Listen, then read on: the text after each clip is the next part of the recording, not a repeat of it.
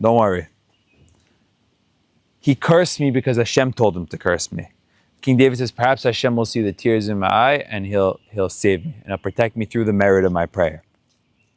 King David was a true king. He knew that nobody could hurt him or help him if Hashem didn't decree. He humbly accepted Shimi's insults and curses and raised his eyes in prayer. Perhaps Hashem will behold my suffering and repay me this day with goodness in place of his curses. Our sages tell us that at this very moment that King David humbly accepted Shimi's curses and did not strike back, Hashem elevated him to the level of the Avot, making him into the fourth leg of the divine chariot alongside Abraham, Yitzhak, Yaakov. So King David spent his whole life praying, getting up at midnight, learning Torah. But what elevated him to the highest level? When somebody insulted him and he didn't respond. He trusted everything is from Hashem. Now to fast forward, time passed and Avshalom eventually died. And King David allowed Shimi, who cursed him and threw stones at him, to teach his own son Shlomo Torah. You would think this guy did this to King David, he'll have him killed later.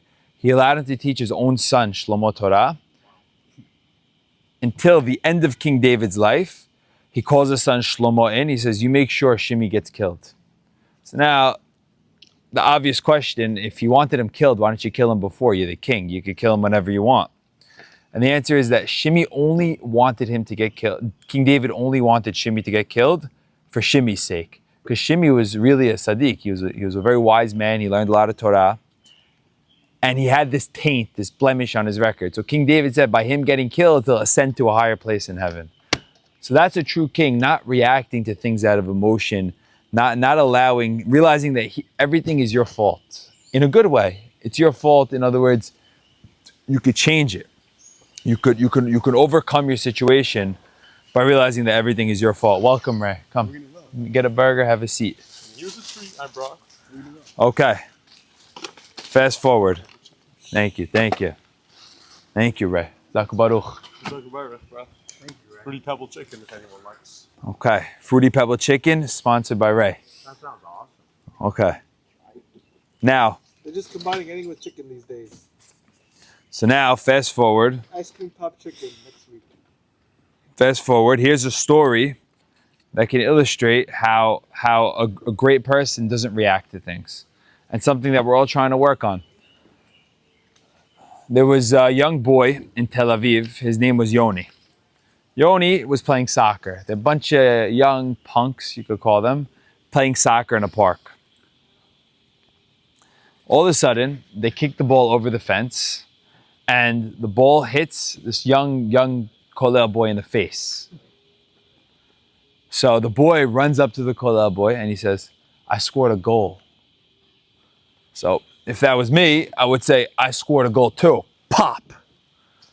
But this was an elevated man. He said, you look hungry. Why don't you come over me for Shabbos Kiddush? Boy said, yeah, you know what? I am hungry. So the boy went to this man for Friday night for cholent. Shabbat day, he went in for cholent. Now, the boy is sitting down with this man, and he eats his cholent. The boy didn't know that the man who gave him his cholent didn't have any money. He gave him his own lunch. Now he's getting tired. He has a beer with the cholent. He goes, oh, you look tired. Do you need a place to sleep? He says, yeah, as a matter of fact, I do. So now the boy goes to sleep in this young man's bed. Saturday night comes. The boy goes to the young rabbi. He says, I need to go to the movies. I'm out of cash. Can you give me some money? Now, this guy kicked him in the face with a soccer ball. He gave him his food. He gave him his bed.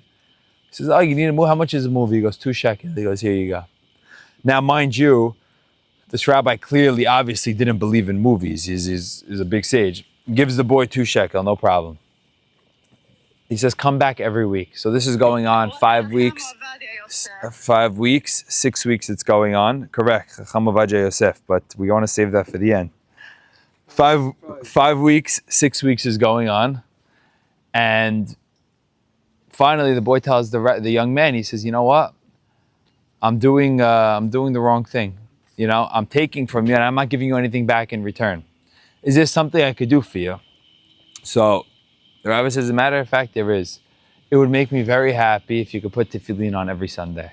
So the boy started putting tefillin on Sundays. Little by little, this boy ended up becoming a very high-level scholar. He married a beautiful girl. He brought his friends closer to Judaism. And this young Torah scholar was none other than Chacham Ovadia Yosef, who ended up becoming one of the greatest, the greatest scholar of our generation. And here, Wait, who was the Kamavadi? The rabbi or the guy?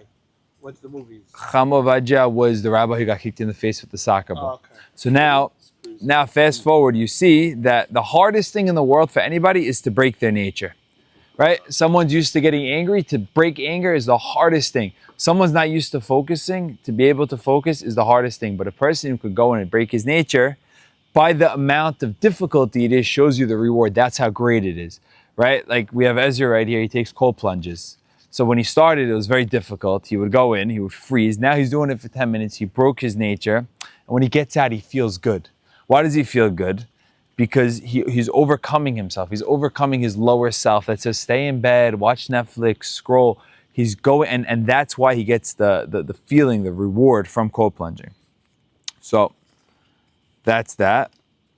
And we're going to go into another sefer. And before then, I'm going to give a personal story on not answering back when you're insulted. And it was only with Hashem's help that I was able to do this. With Hashem's help, can't do this on my own.